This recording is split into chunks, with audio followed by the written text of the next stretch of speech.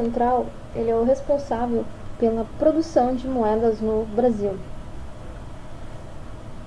Na verdade, ele autoriza a emissão de moeda e essa moeda ela é impressa pela Casa da Moeda.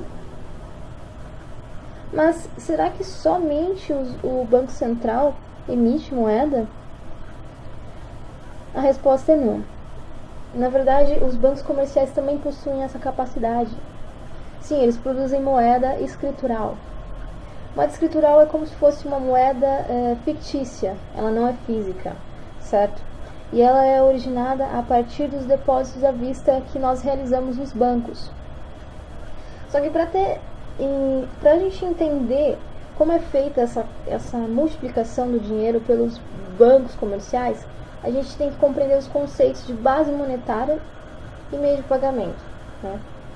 Bom, a base monetária ela é constituída pelo papel moeda em poder do público, que seria de todo aquele dinheiro emitido, né?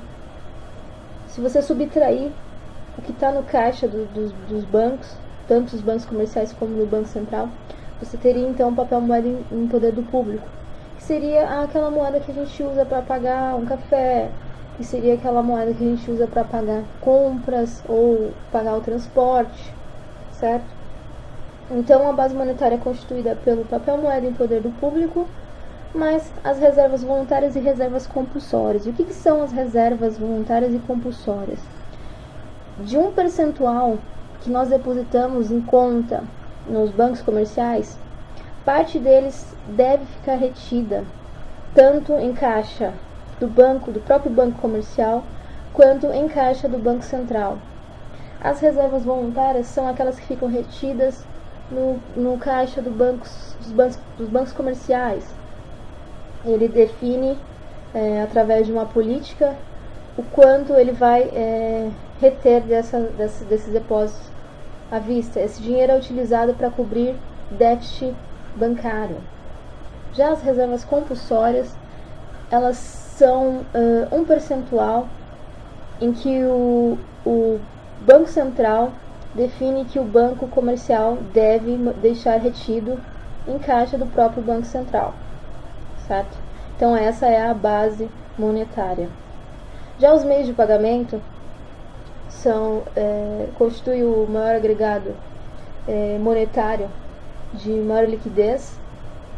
Ele é constituído por papel moeda em poder do público, que eu já expliquei o que seria, mais os depósitos à vista, que são os depósitos que nós, pessoas físicas, público em geral, pessoa física, governo e pessoas jurídicas, depositamos junto aos bancos comerciais, certo?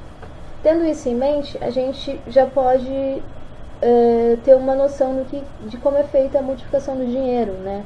Porque a gente consegue chegar no cálculo da multiplicação do dinheiro, que nada mais é que a relação entre os meios de pagamento e a base monetária. Bom, e o que é o multiplicador bancário? Ele, na verdade, é uma variável que vai determinar para a gente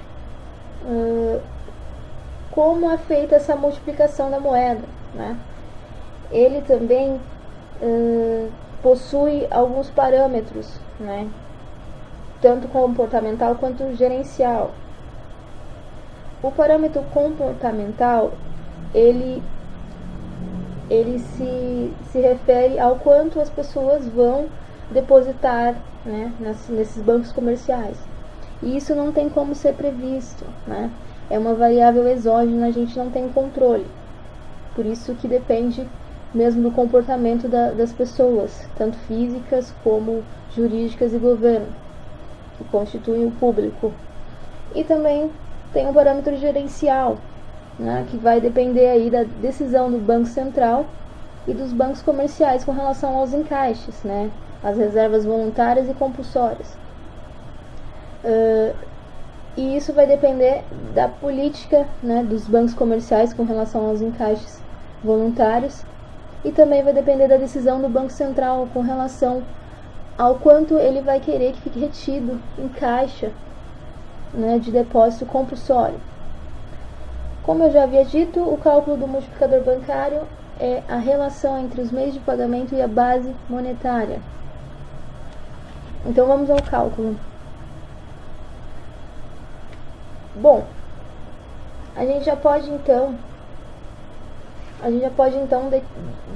entender que os meios de pagamento constituem a soma do papel moeda em poder do público e os depósitos à vista no banco.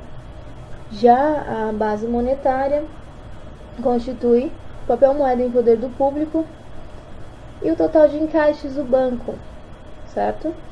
Então, colocando em evidência, a gente obtém essa equação e simplificando, a gente consegue chegar no multiplicador bancário, que seria 1 sobre 1 menos os depósitos à vista nos bancos, que multiplica 1 menos o total dos encaixes nos bancos.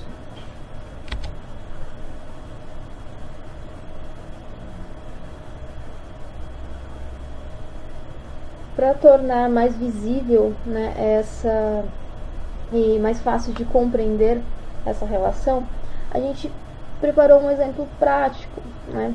Vamos supor que a relação percentual dos depósitos à vista sobre os meios de pagamento corresponde a 70%. Já a relação dos encaixes sobre os meios de pagamento, 30%.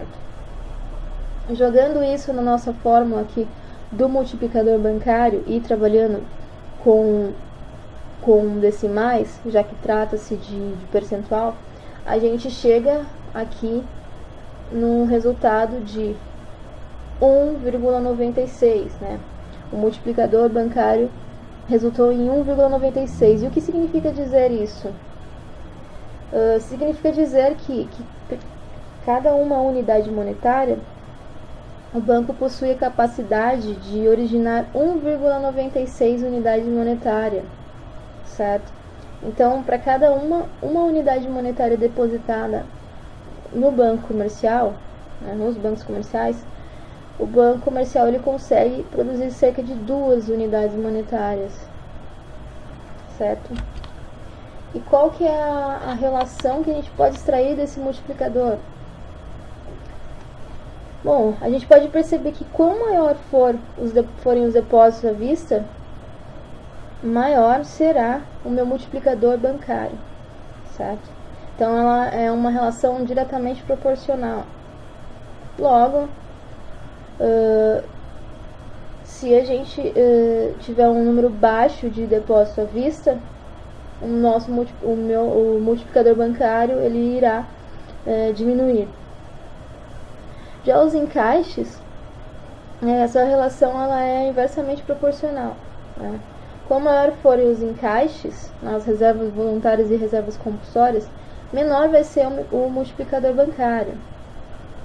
Contrariamente, quanto menor forem as reservas voluntárias e reservas compulsórias, maior será o multiplicador bancário. Então é essa relação que a gente pode extrair do multiplicador bancário. Bom, espero que vocês tenham entendido e que tenha sido muito proveitoso essa explanação. Por hoje é isso.